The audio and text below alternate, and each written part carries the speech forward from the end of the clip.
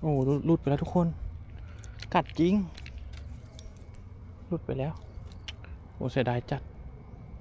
วันนี้วันอะไรครับนี่กัดวัดปลาไม่ติด2 ตัวแล้วเนี่ย